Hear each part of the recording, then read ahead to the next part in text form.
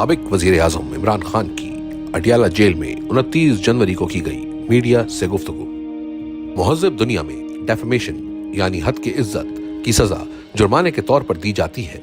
ये एक civil liability है, लेकिन पाकिस्तान में पीका का काला कानून मंजूर करके डेफेमेशन की सजा 5 साल कर दी गई है।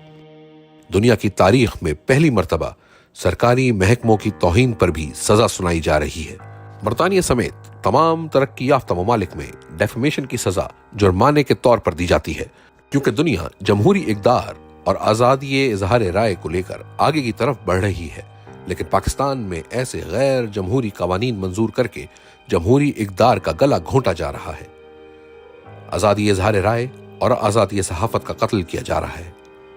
इस सब का मकसद यही है कि 8 फरवरी की मैंडेट चोरी से लेकर अवाम के चादर चार दीवारी का तकद्दुस पामाल करने तक, 9 मई फॉल्स फ्लैग से 26 नवंबर कत्लेआम तक जो भी जुल्म बर्बरियत की गई, इस पर किसी को आवाज उठाने की जुर्रत ना हो। इस कठपुतली हुकूमत ने सिवाय गैर कानूनी तरामीम के जरिए अवामी बुनियादी हुकूक की तौहीन करने के कोई दूसरा कारनामा नहीं किया। 26वीं आईनी तरमीम के जरिए अदलिया के पर काटे गए। इस्लामाबाद हाई कोर्ट में सीनियर जजेस की मौजूदगी के बावजूद बाहर से चीफ जस्टिस की तकर्रुरी करने की कोशिश की जा रही है, जो काजी फाइज ईसा पार्ट 2 साबित होगा। हम इस तरह जजेस की तकर्रुरी की भरपूर मजम्मत करते हैं। चीफ इलेक्शन कमिश्नर के ओहदे पर तकर्रुरी भी मेरिट की बुनियादों पर होनी चाहिए, वरना सिकंदर सुल्तान राजा जैसे घिनौने किरदार जन्म लेते हैं जो अवाम के बजाय इस्टेब्लिशमेंट की खिदमत का फरीजा सर अंजाम देते हैं। सिकंदर सुल्तान राजा आर्टिकल 6 का मुस्तहिक है, क्योंकि इसने अवाम का मैंडेट दिन दहाड़े चोरी करके फॉर्म 47 की हुकूमत की सहूलतकारी की। 8 फरवरी को मुल्क भर में यौम सियाह मनाया जाएगा। इस दिन अवामी मैंडेट पर शब खून मारा गया। पहले इंतखाबात को मुलतवी कर दिया गया। 9 मई का ड्रामा रचाया गया ताकि तहरीक इंसाफ को कुचला जा सके। इसके बावजूद अवाम ने जौक दर जौक निकलकर तहरीक इंसाफ को वोट डाले, मगर नताइज को बेशर्मी और बेदर्दी से बदलकर मुल्क को अंधेरों में धकेल दिया गया। अब 8 फरवरी के डाके की पर्दा पोशी के लिए पीका और 26वीं तरमीम जैसे कवानीन मंजूर किए जा रहे हैं।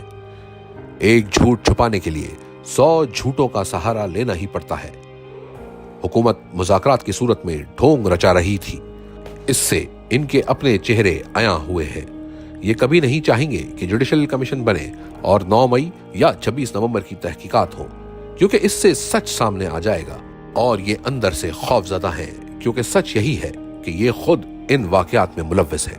बददियानत कभी भी न्यूट्रल अंपायर के साथ नहीं खेलता। इनके इख्तियार में वैसे भी कुछ नहीं। ये जो भी करते हैं इस्टेब्लिशमेंट की मंशा से ही करते हैं।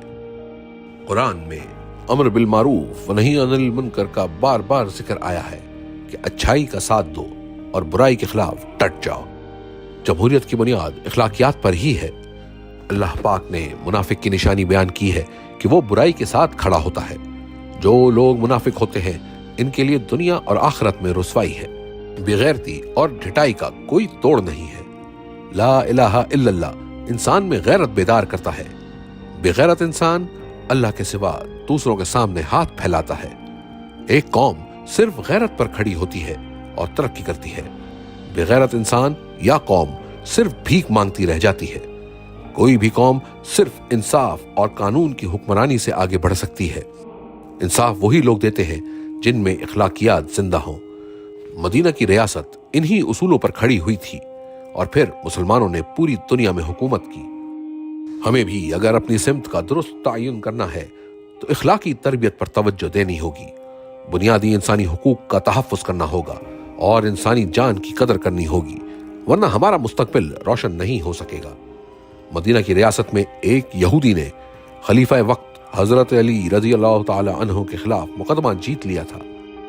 इंसाफ के ये उसूल इस्लामी मुआशरे की हकीकी रिवायात हैं जिन्हें हम फरामोश कर चुके हैं। इस्लाम और जमहूरियत के उसूलों को फरामोश करने की वजह से ही हमारी मुआशरत और मईशियत दोनों तबाह हैं।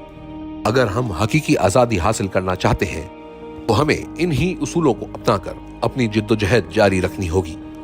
जो इंसान बेखौफ होकर सिर्फ अल्लाह से डरता है वही कामयाब होता है।